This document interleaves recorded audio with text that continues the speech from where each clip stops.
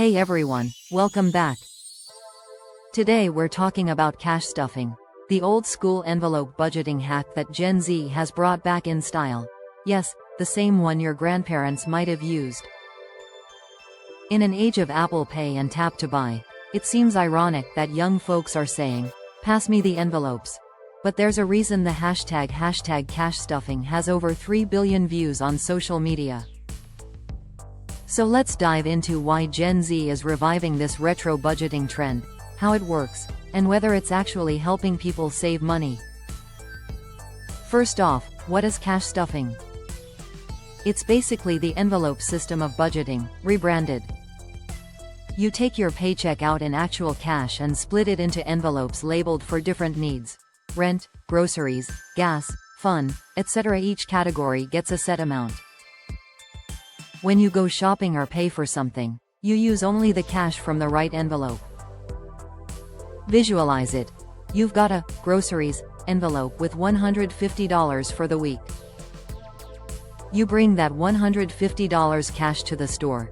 If your cart totals more, well, some items go back on the shelf. No overspending allowed. This hands-on method forces you to be mindful because you literally see the money leaving your hands. Once an envelope is empty, that's it. Stop spending in that category, or shuffle money from a less important envelope. It's a tactile way to stick to a budget, and it's surprisingly effective for many people. Now, why is Gen Z so into this? Several reasons. One big factor is digital overspending. Swiping a card or tapping a phone doesn't feel like spending real money, it's abstract. We've all been there. You tap, tap, tap and later wonder, where did my paycheck go? With cash stuffing, you feel each dollar leave, which creates a healthy, ouch, that can curb impulse buys. It's what psychologists call the pain of paying. Handing over a $20 bill hurts more than clicking, buy now, so you think twice. Gen Z, having grown up digital, are finding that a bit of analog friction isn't so bad if it keeps them on track. Another reason is control and privacy. Believe it or not, about 20% of Gen Z say they use cash specifically to avoid leaving a digital trace. Using cash gives a sense of privacy and security.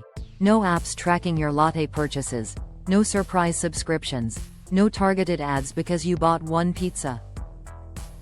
Given today's concerns about data, some young people find it refreshing that cash leaves no footprint. Then there's the economic reality, high cost of living and financial uncertainty. Gen Z has faced crazy rent prices, inflation, student loans. The struggle is real. By necessity, many are turning to strict budgeting. Cash stuffing ensures you cover essentials, like rent and groceries, before you spend on takeout or new shoes. In other words, it forces prioritization. This trend picked up steam during times of economic uncertainty, as a way to take back control of personal finances. In fact, a 2023 Credit Karma report found roughly 30% of Gen Zers were using cash stuffing to manage their money, and nearly 70% were using more cash in general compared to a year prior. So we're seeing a genuine generational shift toward cash. Social media has obviously played a huge role, too. Platforms like TikTok made cash stuffing go viral with aesthetically pleasing videos of people stuffing colorful envelopes and crushing their savings goals. It's kinda satisfying to watch, not gonna lie. And there's a community aspect. Creators share cash stuffing challenges and progress updates, which motivates others to try it. When you see someone pay off debt by sorting 20s into envelopes, it's inspiring. So yes, Grandma's budgeting hack is now a TikTok trend. What a time to be alive. Does it actually work? According to many, yes. Fans of cash stuffing boast that it keeps them on budget and saving more. Some stats. In that Credit Karma study, 89% of Gen Z users said cash stuffing helped them boost their savings, and 70% said it cut their monthly spending. Those are huge wins.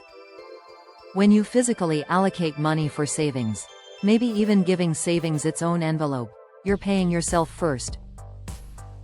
And when the dining out envelope is empty, you're forced to find free entertainment or eat at home, which saves money by default. Over time, those habits build real savings. Cash stuffing also makes budgeting feel more real. It's one thing to set a budget in a spreadsheet, it's another to literally count out the dollars. If you're an impulse shopper, this method can be a game changer because it puts the brakes on mindless swiping. You're less likely to splurge on, say, a random $50 jacket when you see only $30 left in your clothing envelope. It's almost like a game. How much can I not spend? How much can I roll over to savings at month's end? Of course, no system is perfect. So a quick reality check. Cash stuffing requires discipline. If you cheat, for example, borrowing from your emergency envelope to fund a concert ticket, you defeat the purpose. Also, going all cash has a few downsides. 1. There's no digital record, which can actually make it harder to track where your money went if you don't manually record it. No bank statement itemizing every coffee means you have to be your own tracker. 2. Using only cash won't build your credit score. Lenders can't see cash habits, so it's smart to still use a credit card for some bills or recurring expenses and pay it off monthly.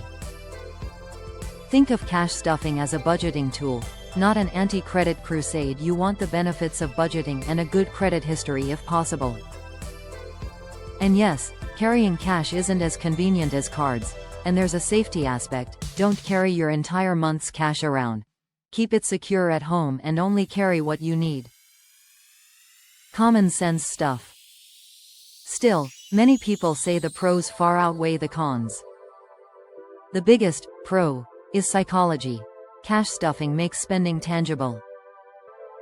It brings back that old school feeling of money as a finite resource. Once it's gone, it's gone. For a generation used to Venmo and credit, that's a powerful lesson. And it's not just nostalgia at play, it's truly about taking control. In uncertain times, having full visibility of your finances, literally laying out your money, can be comforting. Before we move on, let's do a quick pulse check with you. Have you ever tried cash stuffing or an envelope budget? If so, how did it go? Let us know in the comments. If you're finding this discussion helpful, don't forget to smash that like button and subscribe for more real talk money tips every week. Your support means a lot, and it helps more people find this video. Alright, to wrap up on cash stuffing, it's a fascinating blend of vintage wisdom and modern savvy. Gen Z has proven that sometimes the best fintech innovation is going low-tech and keeping it real, literally. By saying, "Nope, I only spend what's in the envelope," they're dodging debt, beating overspending, and meeting their goals. Whether you're Gen Z, a young professional, or just someone trying to save a bit more, the takeaway is clear. Budgeting works best when you actually pay attention to your money. Cash stuffing forces that attention in a tactile, visual way.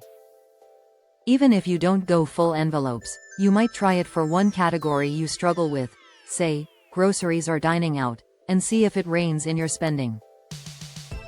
If you want to learn more about effective budgeting hacks, old and new, be sure to check out PersonalFinanceTime.com for additional resources. I'll drop the link in the description. They've got great articles on budgeting, saving, and making the most of your money. Go take a peek. It might give you the extra boost to start your own budgeting journey. Thanks for watching. And remember, whether it's cash in an envelope or digits on a screen, it's your money. Give it a job. Stay tuned for our next topic, and happy saving. See you next time.